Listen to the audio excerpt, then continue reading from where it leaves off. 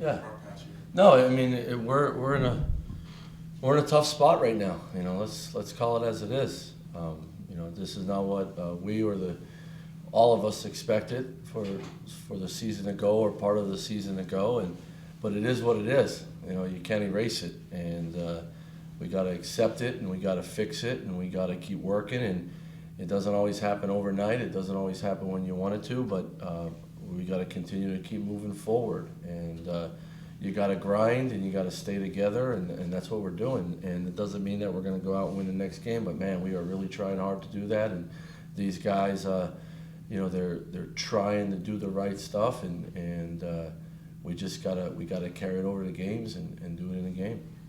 When you go through a stretch like this, are there any past experiences, whether it's Randolph Macon, your first stint here, or at Rice that you pulled from, and kind of, you know, help you guys get through that? Yeah, I mean, well, the number one is what there's things that we do we know that works, so you got to stick to the game plan. The guys know it. We show the guys where we have been very successful this year of playing certain ways, and same exact situation, and we didn't handle it well in some of these losses, and we got to get back to doing it the right way and sticking to it.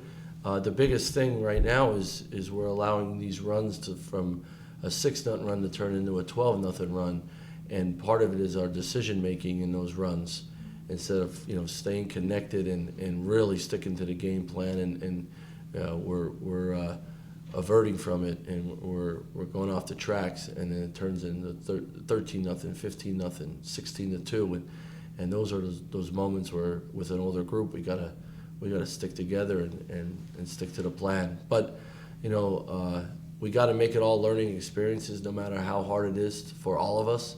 We still got to learn from it, and we got to improve from it and go from there.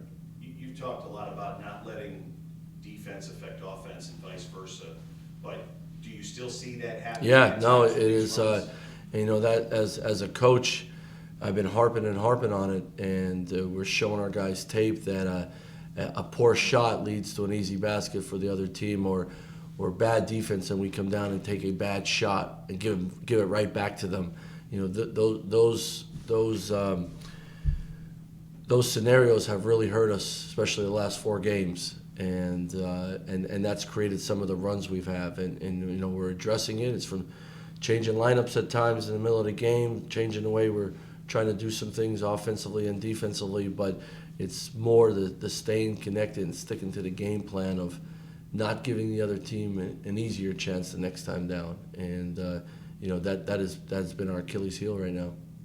Is Marcus's injury something where it's a tolerance thing for him, or he can't make it any worse by going on, or is there a decision about him? Yeah, I mean, he's on the shelf for now because we need to get him better. He's been trying.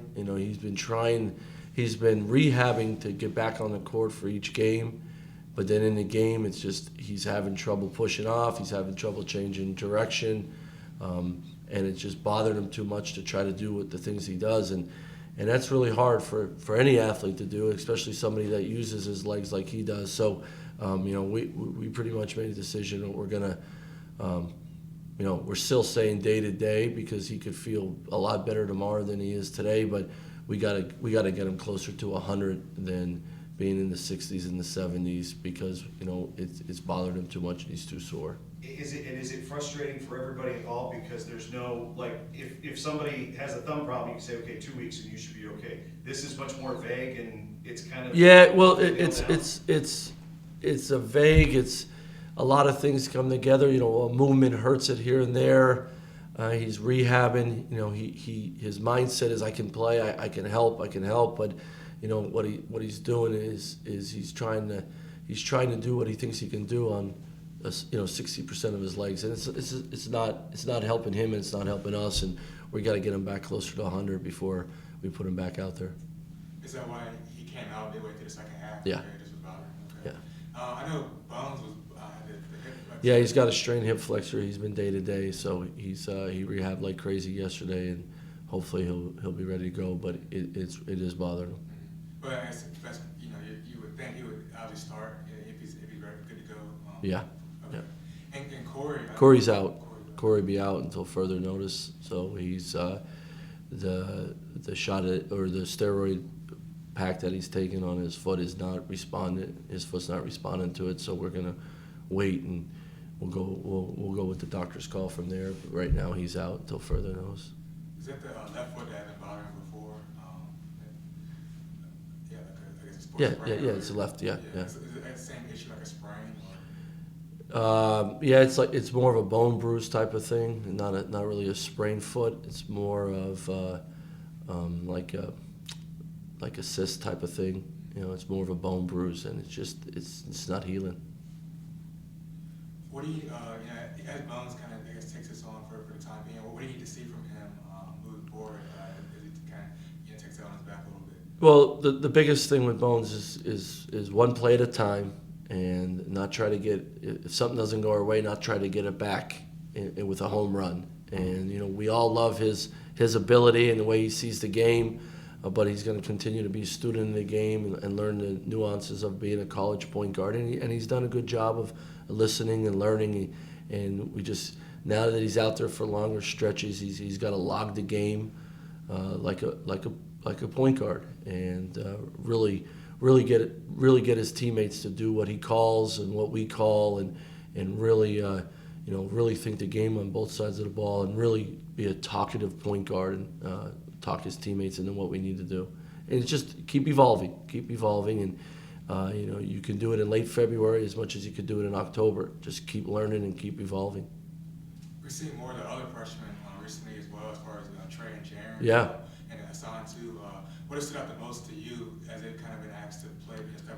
Well, they're not afraid. I think y'all see that. None of them are afraid. They're all aggressive, and they play very hard. I think as you see Trey Clark, he can handle the ball. He could really guard the ball, but he can handle the ball and make plays, get downhill. He gave us a great spark at St. Louis, and he'll continue to do that.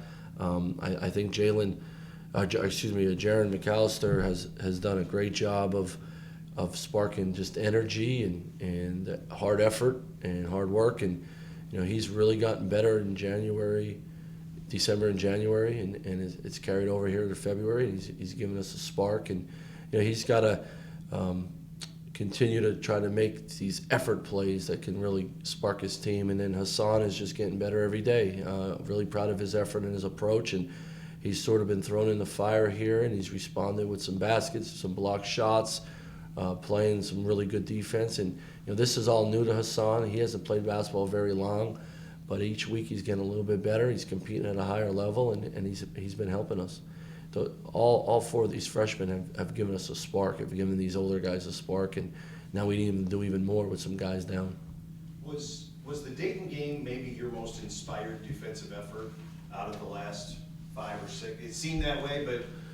Yeah, without a doubt. I think we carried the game plan over on the defensive end better, without a doubt. We were more connected on the defensive end. Our defense the last 7-8 games has just been not as consistent as been last year and early in this year. And maybe the numbers aren't as good, but we've had too many loose possessions on the defensive end, and we lacked some defensive discipline that really put teams on the line. And then our defensive rebounding, that's really hurt us. When we would have a good possession where we made them take a tough shot, man, we gave it right back with them getting an offensive rebound. So the Dayton game was probably one of our better ones as of late, for sure. We got to get back to that level and be more consistent. And when you're in a situation like this with a losing streak, is that something that you'll try to focus on? Yeah, you put your hard hat. Here's a positive. Put your hard hat on the defense, because we're capable. Here's what. Look at these stats. Look at these clips and video, and show our guys when we're doing it the right way. Look how high level it is. But you got to be more consistent. And when you got to stick to it. We all know we can guard at a high level, but we have to have 5 guys flying around doing it together. We just haven't done it consistent enough in this losing streak. What have been your impressions of UMass this year? They've obviously had a lot of young pieces that are playing Yeah. right away too. What are you seeing as far as? Very young team. I think Matt has them playing with great energy and playing a couple different ways. Sometimes they're pressing, sometimes they're getting back and just guarding in half court. Mitchell is a heck of a player inside. He can really score for them. They really look for him. And then they have other guys like Pierre, a multitude of guys that can make plays for them.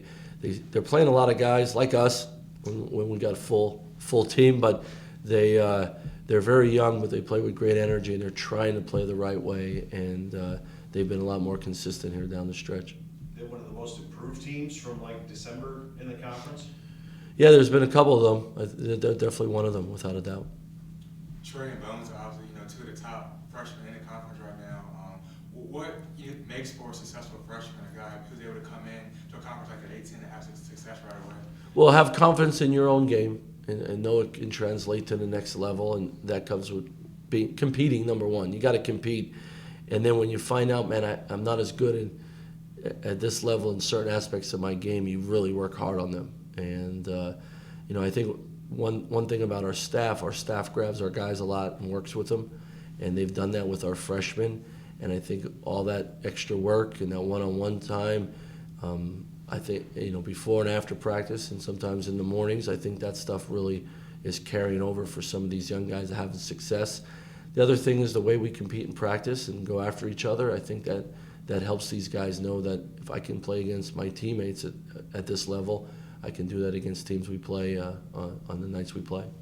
How soon do you see it in a guy who is able to make a big impact as a freshman? Is this an instance where you're recruiting a guy and you say, okay, I think he can contribute right away, or is it during the summer, like for a guy like Bones, when do you see that thing that said, hey, I can play him? Well, the summer with the work and can they carry the load of the work for the first time? It's that to a degree that helps you understand where he's at. But it's really when you get to preseason and you're watching them compete and you see how they handle stuff. Early in the year, one or two freshmen weren't ready, but we had a couple freshmen ready, and then as the year went on with added work and feeling more comfortable and understanding their role, now they have success in practice and it carries over some games. And Jaron's a great example of that. In October, it wasn't that he was lost, but he was still trying to feel himself out. Where do I fit in? How do I get the nuances of our offense and defense down? And with time and great effort and a coaching staff that's working with him extra and on the side and one-on-one, now you see some, he's benefiting from all that work. I want to ask, looking ahead to this weekend as well, with GW, Jamie Christian, obviously a guy who was here for a year. I was curious, just what's your thoughts on what you've seen in building GW? Yeah, same thing. When a new coach takes over a program, you're trying to put your stamp on the program and the way you play. And Jamie's done that, like Matt has done, and all of us. When you're a new coach, you're trying to build your program in a really tough league, but you're making sure that you're trying to do the things that you think are going to win out in the future, and that's what builds your culture. And I think Jamie's done that. He's had some good games lately too, and some success, and he's been in a lot of battles, and he knows what to do. He's been successful at other places he's been, and that's part of building a program. You got to go through all this stuff, and you have some success and you have some tough defeats, but all that stuff builds your program and builds your culture. What kind of a guy does it take to move into a situation like he inherited there and really try to turn it around from what it was? Well, if you think about it, though, they had a tough year last year, but they had a lot of winning years there. They've had a little bit of turmoil, like all programs do when a coach leaves, and change and new faces. But they had some good players there too, and some of them stuck around. But then you got to go out and get some guys that you hope fill the bill and fill places. Like when I took over here, we had to go out and get 8 new guys, and we still wanted to win at a high level. But that's a change. That's a difference, and it doesn't always. It affects you overnight, but also affects you throughout the next year or two because of filling holes with people you need to get and all that. Coach Christian had to go out and get guys, as well as coaches in all new jobs. And but you push the turmoil aside and you just grind every day to put your stamp on the program and your culture. And you have a lot of success, but also the defeats and some of the failures make you grow just as much. One of members of his staff, Graham Bowsley, the guy who worked with you Yeah. at Rice. What did you see in him as a young? Yeah, well, he was a GA here with Coach Smart, and when I was assistant, and then when I got the job at Rice, I took him as our Dobo, and he's a student of the game. Graham has done a great job. he's earned his place in the A-10 as assistant by working really hard, and he's a diligent worker, all about the game. He's great with the players, and he's done a great job for Jamie at the Mount and at Siena, and of course why you took him to GW. He's a guy that's very, very valuable to he and his staff. I was curious, you talked a lot about kind of blocking out outside noise and things like that. When you guys go through a stretch like recently, I was curious, what sort of your maybe social media policy with the guys as far as, is there like a blanket policy where you prefer to keep them off, or how do you kind of? No, we talk about it. If you're going to give in to the noise and to all that junk, you're not going to be at your best when you come into practice every day. You're not going to be your best for the game. So it's your choice. We're going to always help our guys. I always say, whatever choice you make, there's positive and negative consequences. And if you're going to listen to the crazy noise and all that junk, you're not going to be right to be at your best for you and your teammates. And that's it's part of growing up. It's part of being an athlete. It's part of being in a losing streak and finding a way out of it. You have choices, and I always say be careful with your choices. The best thing to do is block all that out, tighten your circle, and be all about helping your team move forward and win. And if you're about that, then it will show up in your play, and it will show up what type of teammate you are. And we can complain all we want, but that's not going to help us win the next game. We got to continue to move forward, trying to get better at all aspects of what we do, and then be about the right stuff. Obviously, there's still a lot to play for, though. Absolutely. Besides, the obvious of getting wins, what do you hope to see from this team over these next 4 games? Get back to who we are. And this has been a crazy college basketball season for lots of teams all over the country, and you could throw us right in that pile right now because of what we've gone through the last 4 games. And look, it's not acceptable. We're as pissed as everybody else around here, but we got to do something about it. And you can keep complaining all you want, or you can get behind and push your teammates and push your team and push the culture, and because it takes the right momentum to get going. And I'm not sitting around crying. I'm not sitting around complaining. I'm not sitting around making excuses, because that continues to get you beat. I'm doing what I do every day. I'm getting up and finding a way. Let's figure this out. Try to get our guys right. Try to get our guys healthy. Make sure our staff is all pushing in the right direction, and all that other stuff. If it's not helping us move forward, we don't need it. And that's the plan. And you're exactly right. We get a win. That helps a little bit. Let's build on a win and go from there. Now, is it hard to win right now? Heck yeah. But nobody feels sorry for us. The rest of the league sure doesn't feel sorry for VCU. So we got to push through it. Big thing I say is hunker down and push through, and that's the only way it's going to happen. All right, guys. Thanks. Yep. Thank you.